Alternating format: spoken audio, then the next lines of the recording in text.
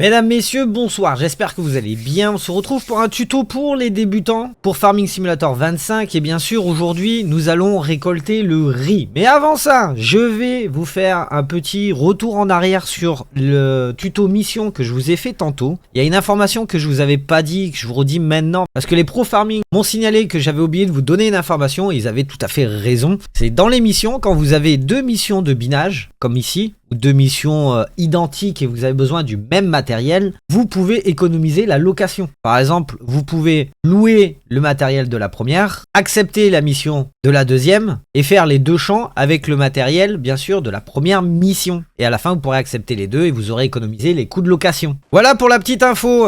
Du coup, mesdames, messieurs, nous sommes dans notre champ de riz. Comme vous voyez, il est marqué prêt à la récolte en bas. Si vous voulez savoir quand votre champ il est prêt, il vous suffira soit d'aller dans le champ, soit de regarder dans ce menu. Et comme vous voyez, nous sommes prêts à la récolte. Donc comment récolter le riz? Ça va être tout simple à comprendre. Vous avez la machine dédiée, donc l'Izeki, la Japon 6130, qui vous servira à récolter le riz. Donc on va faire cette petite moisson ensemble et on va parler un peu de la spécificité justement de cette nouvelle culture de rizière. Donc sur cette moissonneuse, vous n'aurez pas besoin de déployer. Cette moissonneuse, il vous suffira d'appuyer sur B et V, bien descendre la barre de coupe, surtout si vous avez les destructions de culture activées, sinon vous allez détruire votre culture. Et nous allons apprendre un nouveau truc pour les débutants. Quand vous moissonnez une culture de riz comme ça, vous voyez qu'à l'arrière il y a du débris. On appelle ça un paillis. Et le paillis va être très important pour arriver à atteindre ce 100% de rendement. C'est là où je vous envoie vers les tutos où j'ai déjà réalisé pour les habitués de Farming Simulator.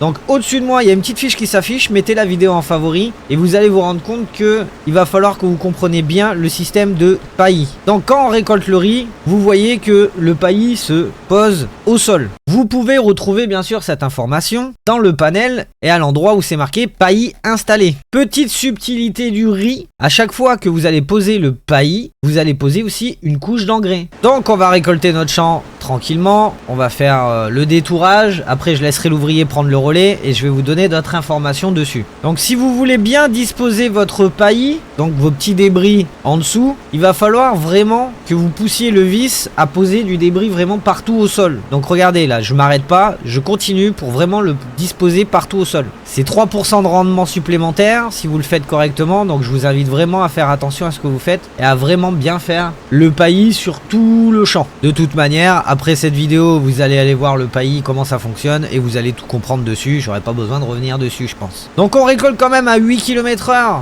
qui n'est pas dégueulasse pour une petite culture de rizière. C'est même plutôt propre. Alors petite information avec le paillis et l'engrais qui disposent tout de suite, ça ne fonctionne que pour le riz apparemment. Sur les autres cultures, le paillis ne dispose pas d'engrais. Donc pour vous donner d'autres informations, j'ai mis l'ouvrier et on va parler un peu des rendements, des bonus de rendement et de fertilisation de votre champ. Là, la fertilisation, comme vous voyez, elle était à 0% en dessous de moi. Ça aurait servi à rien que j'essaye de passer l'engrais avant de récolter, ça rajoute pas d'étape. Il faut le faire vraiment quand c'est en cours de croissance. Quand c'est en état récolté, ne passez pas d'engrais, ça ne sert à rien. Donc le bonus de rendement est de 42%, donc on n'aura pas un rendement folichon dans cette culture-là. Mais il faut savoir quand même que le riz est une des cultures les plus rentables dans Farming Simulator. Alors je vous invite vraiment à aller voir la vidéo sur les tableaux de rendement qui sont sortis récemment pour voir tout le top classement des meilleures cultures, bien sûr, pour Farming Simulator 25. Donc comme on voit, quand on est en état récolté, on a une fertilisation à 50%, à peu près partout. Vous voyez que j'ai fait un oubli au début. Et que le paillis installé est à peu près mis partout. Donc pour aujourd'hui, on va pas se concentrer à essayer de faire les champs parfaitement, c'est juste pour vous montrer, pour faire un exemple. Mais si vous voulez essayer de rattraper ce paillis qui manque, il vous faudra un broyeur. Alors attention, si vous semez derrière, un semoir direct ne passera pas derrière un broyeur.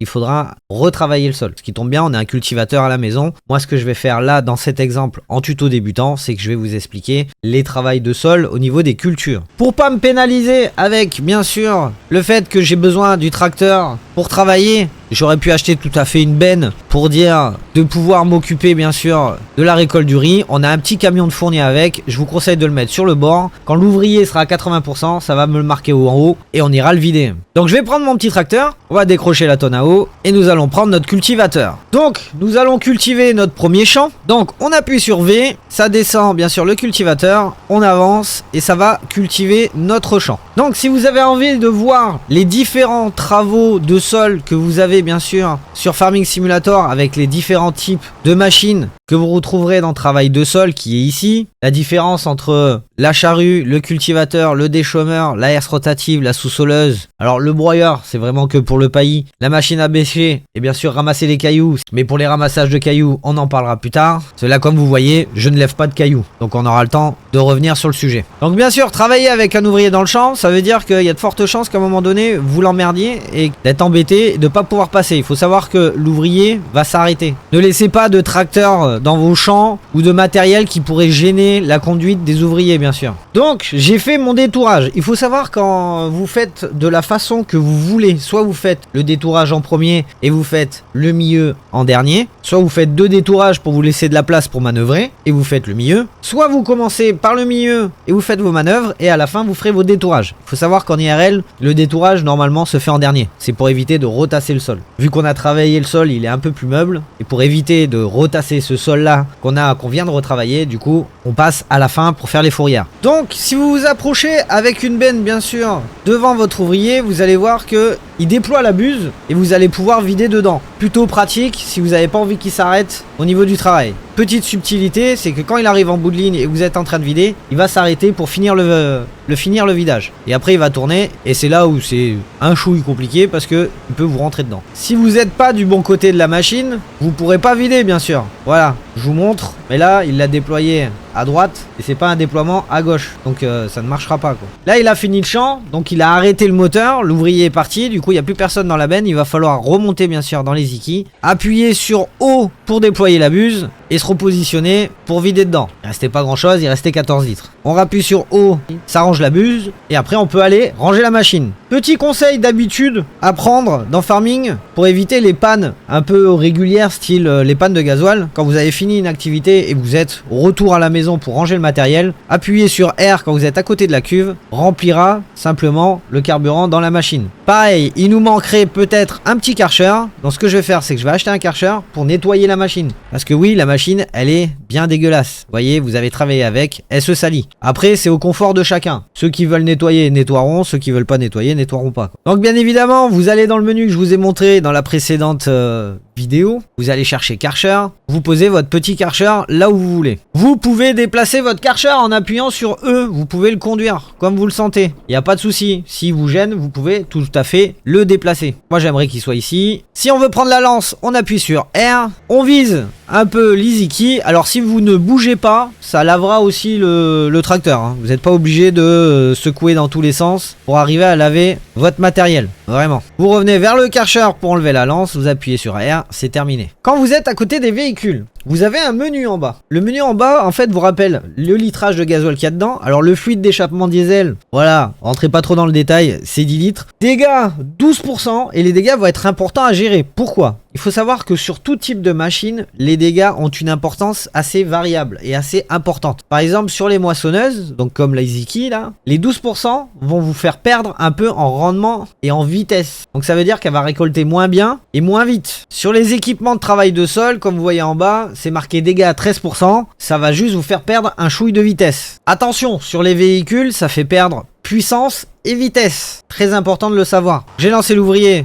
cultivateur et on va voir cette histoire de réparation où on peut le réparer. Donc si vous avez suivi toutes les vidéos que je vous ai montrées où je vous ai expliqué les menus, vous retrouverez dans l'avant-dernier menu, dans la catégorie véhicules, tout l'état de tous vos véhicules. 75% pour l'AGCO, l'APE 94%, 100% pour l'habit, donc ça c'est la benne. Vous voyez que la moitié des réparations sont à réaliser quoi. Donc à quel moment réparer ? En fait, il n'y a pas forcément de très bons moments ou de mauvais moments. Vu que c'est une donnée à l'usure du véhicule quand il prend de l'âge, donc pour faire simple, plus c'est âgé, plus il va y avoir besoin de réparer souvent. Donc par exemple pour l'APE qui a 42 mois, 271 heures de travail, on est à 94% d'état, il va falloir le réparer régulièrement parce qu'il va se dégrader de plus en plus vite. Contrairement à la benne à eau que je viens d'acheter, qui a 0 mois, qui est déjà à 20 centièmes d'heure, donc 0,2, hein, ça va de 2 à 10 et pas de 2 à 6, et on est à 100%. Donc je vous fais pas un dessin, 100%, vous n'avez pas besoin de réparer. Quand vous descendez en dessous des 70, je vous conseille vraiment de réparer parce que vous allez avoir vraiment une influence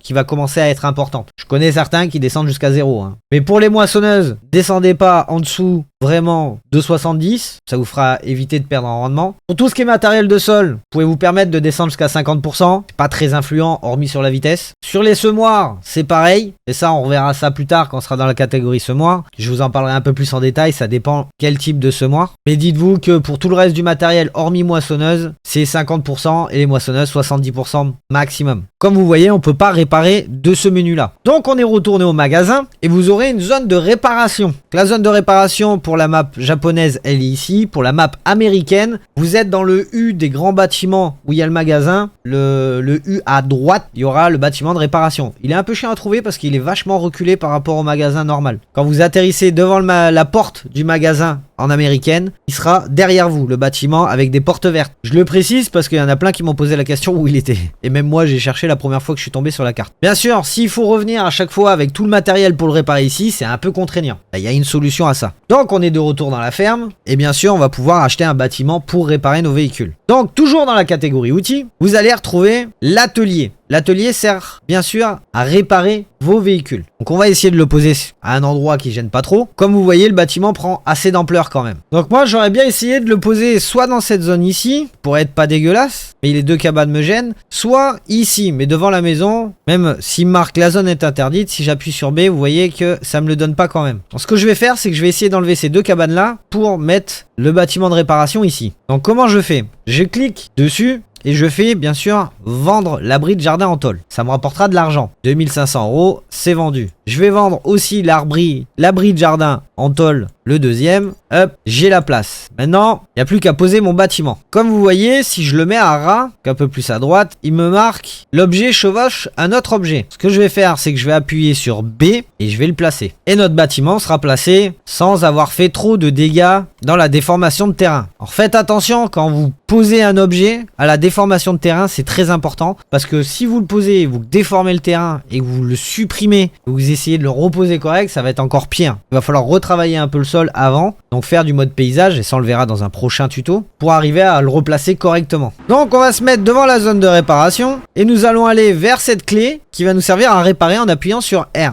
Vous avez bien sûr deux types de réparation. Vous avez l'état de peinture et vous aurez la réparation de votre véhicule. Ou la possibilité aussi de configurer votre véhicule. Ça veut dire que si votre véhicule est avec option, bon l'EasyKey il y est pas donc je peux pas trop vous montrer, mais si vous pouvez, si vous êtes sur un tracteur, changer l'équiper d'une masse ou d'un chargeur avant ou conneries comme ça, une masse bien sûr équipée avec le tracteur, bah vous pourrez le changer ici, vous aurez des options. Vous serez plus obligé de retourner au magasin ou d'acheter un autre véhicule. Mais ça vous le verrez aussi dans un prochain tuto quand je ferai un achat d'un nouveau tracteur et on parlera du magasin et des options pour les tracteurs. Restons sur le principal aujourd'hui. Donc on va réparer le véhicule, oui, et du coup votre véhicule est réparé. Il faut savoir que l'état de peinture, vous ne pourrez pas le faire ici, vous aurez qu'une seule option, c'est de le faire au magasin. Ici c'est vraiment que pour réparer les véhicules. Donc le véhicule est réparé, et comme vous voyez en dessous de moi, il n'y a plus marqué de dégâts. Donc mon cultivateur est fini, on prend le réflexe de passer au gasoil pour faire le plein, et à la réparation, pour pas perdre trop de temps, qu'on répare le cultivateur, on répare le tracteur, et si je vous montre pour la configuration, vous voyez, vous retrouvez toutes les infos ici. Donc l'augmentation du moteur, la configuration des roues, parce que bien sûr on peut les configurer différemment, et le poids à l'avant comme je vous disais tantôt. Donc voilà pour ce tuto, j'espère qu'il vous aura plu. D'ailleurs si vous voulez jouer en troisième personne, j'ai oublié de vous le dire, en tant que débutant vous appuyez sur C, vous êtes en première, et vous rappuyez sur C, vous passerez en troisième personne. C'était la petite info de fin de vidéo. J'espère que cette vidéo vous aura plu. N'hésitez pas à suivre la série pour en apprendre davantage. N'oubliez pas d'aller voir la vidéo sur le paillis. Et pour les plus experts d'entre vous qui auraient la confiance, vous pouvez déjà dorénavant aller voir le travail de sol. Les deux vidéos sont bien sûr en fiche en bas de la vidéo. En tout cas, merci à tous de me dire que ça vous fait plaisir que je vous fasse des vidéos tuto là-dessus, même pour les débutants. Même si certains experts comprennent pas qu'en fait c'est des vidéos dédiées vraiment pour les débutants et pour ceux qui n'ont jamais touché Farming Simulator. Mais c'est pas grave, je continuerai quand même. Je vous fais des gros bisous, je vous dis à la prochaine avec Schizo. Ciao, bonsoir, ciao ciao. Hey, c'est Schizo, le pro du tuto, des astuces sans l'or pour un phare les plus forts, console, PC, peu importe l'écran. Avec Schizofab, tu deviens un vrai gagnant.